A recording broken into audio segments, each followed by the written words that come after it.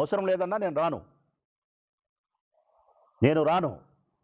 నేను మీడియా ముందుకు వచ్చి నాకు కానీ నా భార్యకు కానీ ప్రొద్దుటూరు నియోజకవర్గంలో ఉండే మా వైఎస్ఆర్ కాంగ్రెస్ పార్టీ కార్యకర్తల నాయకుల యొక్క భార్యలు వారి చెల్లెల పక్షాన మా అభిప్రాయాన్ని చెప్తాం. మేము క్షమాపణను ఆశిస్తూ ఉన్నాం. మా ఇంటి దగ్గర నుంచే క్షమాపణ కొడతా ఉన్నాం మీడియా ద్వారా. ఆయన క్షమాపణ చెబితే, పశ్చాత్తాపం కూడిన క్షమాపణ చెప్తే స్వీకరించడానికి, క్షమించడానికి మా స్త్రీలు సంసిద్ధంగా ఉండారు. పురుషులుగా మేము కూడా సంసిద్ధంగా ఉండాం. నువ్వు క్షమాపణ చెప్పకపోతే నీ దగ్గరికి ధర్నాలు చేసేదైతే లేదు. సమయం కోసమైతే ఎదురు చూస్తాం. ఈరోజు నీ కాలం ఉంది, మరొక రోజు మా కాలం వస్తుంది.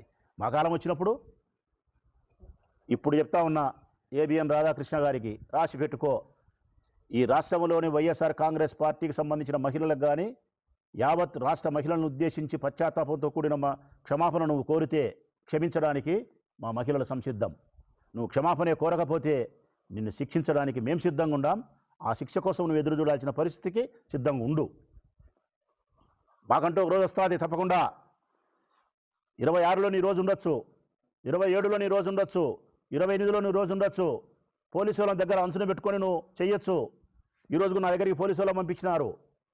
కడపకు పోతానారా సార్ మీరని, పోలేదు అని చెప్పిన సంతోషపడినారు. కడపకు పోతానా అంటే గన హౌస్ అరెస్ట్ అంటారు, నోటీస్ అంటారు. ఆ స్వతసిద్ధంగా నేను వద్దనుకున్నా కాబట్టి సరిపోయింది. ఏ పోలీసులను అడ్డపెట్టుకొని, ఈ ప్రభుత్వం ద్వారా తెలుగుదేశం పార్టీ అధికారాన్ని అడ్డపెట్టుకొని రాధాకృష్ణ ఏ పోలీసుల ద్వారా మా మీద నిర్బంధించే చర్యలకు, తప్పుడు కేసులకు నువ్వు శ్రీకారం చుట్టినావో 26, 27, 28 అదే జరుగుతుంది. నీ కర్మ చెడ్డదైతే, మీ అందరి కర్మ చెడ్డదైతే, దేవుడు మా పక్షాన ఉంటే, ప్రజలకు నేను న్యాయం వైపు నిజం వైపు ఉండాలని కోరిక కలిగితే 29 గన మా రోజు గన వచ్చిందా నీ పాపం పండినట్టే రాధాకృష్ణ. ఇప్పుడు చెప్తా ఉన్నా, నువ్వు క్షమాపణ చెప్పకపోతే మాత్రం నా అభిప్రాయం, నా వ్యక్తిగత అభిప్రాయం అయితే ఇదే.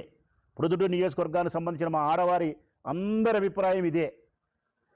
నేను ధర్నా చేయను, నిరసన చేయను. క్షమాపణ కోరిన మా ఆడవాళ్ళందరూ కోరినారు. మా ఆడవాళ్ళందరి తరపున చెప్తాను, క్షమాపణ చెప్తే క్షమించడానికి సంసిద్ధం.